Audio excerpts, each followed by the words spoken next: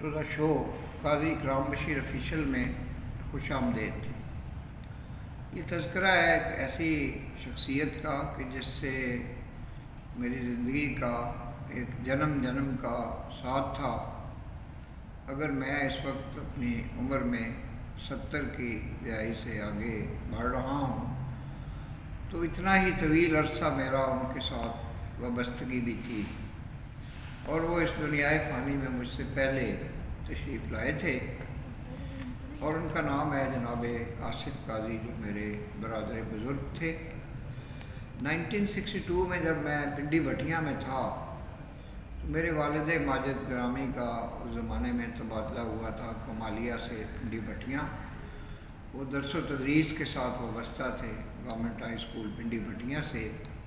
تو بڑے بھائی نے مجھے جا کے گورنمنٹ پرائمری اسکول نمبر 2 اس میں ایڈمیشن دلوایا کلاس 2 میں، اور وہاں ہیڈ ماسٹر تھے مرزا امام بخش، جو بہت ہی بڑی ایک ریناؤنڈ شخصیت تھے پنڈی بھٹیاں کی، اور بہت ہی عالم فاضل نفیس انسان تھے۔ تو بعد میں میرے والد محترم نے مجھے کلاس 4 اور 5 جو تھی 2 کلاسیں، وہ انہوں نے ہیڈ ماسٹر سے کہا کہ میرا بیٹا جو ہے یہ کافی لائق ہے، تو یہ بجائے 4تھی جماعت کی 5ویں کا امتحان دے گا۔ تو میں نے جب وظیفے کا امتحان دیا تو اس میں میری فرسٹ پوزیشن آ گئی، اور مجھے کمیٹی کی طرف سے وظیفہ بھی ملنا شروع ہو گیا۔ اور مجھے یاد ہے کہ 124 روپے پہلا وظیفہ ملا تھا، جو 4 روپے ماہوار کے حساب سے تھا۔ تو میں نے اپنی والدہ ماجدہ کی خدمت اقدس میں پیش کیا۔ تو بڑے بھائی جو تھے انہوں نے 1967 میں میٹرک کیا تھا government high school Pindi Bhattian سے، اور میں نے 1970 میں کیا تھا۔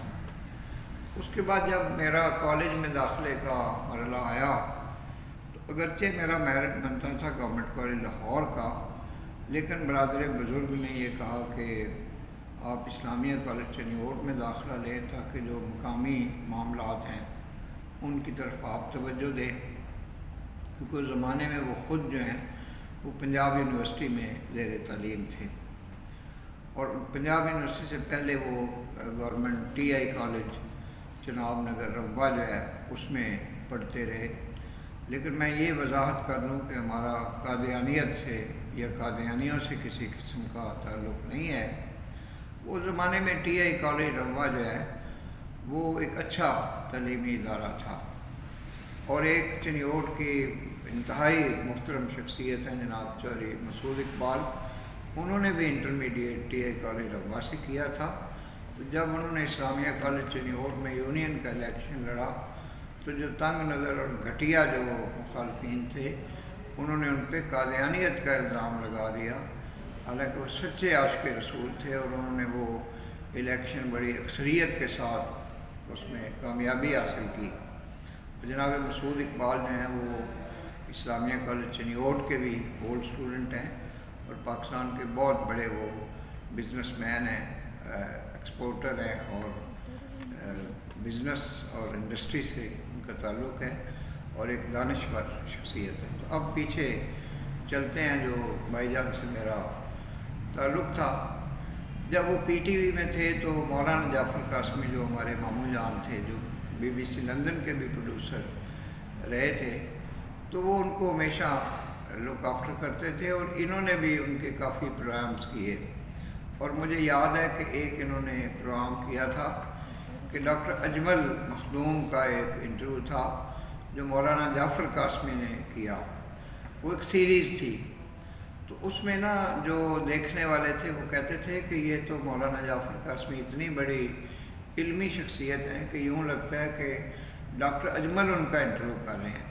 خیر دونوں چونکہ فلسفی بھی تھے اور تصوف سے بھی تعلق تھا، تو کافی گہری دوستی ڈاکٹر اجمل مخدوم اور جناب مولانا جعفر قاسمی میں تھی، اور مولانا جعفر قاسمی نے مجھے بڑی شخصیات سے متعارف کروایا تھا، جس میں اشفاق احمد بھی تھے، احمد عظیم قاسمی بھی تھے، خانم مریم بہنام بھی تھیں، اور بے شمار ڈاکٹر سید رضی واسطی بھی تھے۔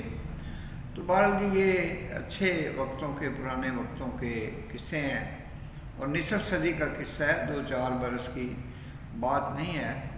तो अब जनाब आसिफ काजी जो हैं वो इस दुनिया फ़ानी से चले गए हैं, तो मुझे जो उनकी नवाज़शात और मेहरबानियाँ और उसने सलूक है वो याद है। उन्होंने मुझे जनाब डॉक्टर शहजाद कैसर साहब से मुतारफ़ करवाया, और जनाब डॉक्टर शहजाद कैसर साहब हमेशा मेरे साथ शफ़क़त फरमाते रहे हैं, बतौर एडिशनल सेक्रेटरी हायर एजुकेशन भी और बतौर सेक्रेटरी तालीम भी। तो मैं अपने भाई का जो तज़किरा है वो आने वाले प्रोग्रामों में भी करता रहूँगा। नए आने वाले काज़ी इकराम बशीर ऑफिशियल यूट्यूब चैनल को सब्सक्राइब करें, बेल आइकन को पुश करें। आपका बेहद शुक्रिया। पाकिस्तान जिंदाबाद।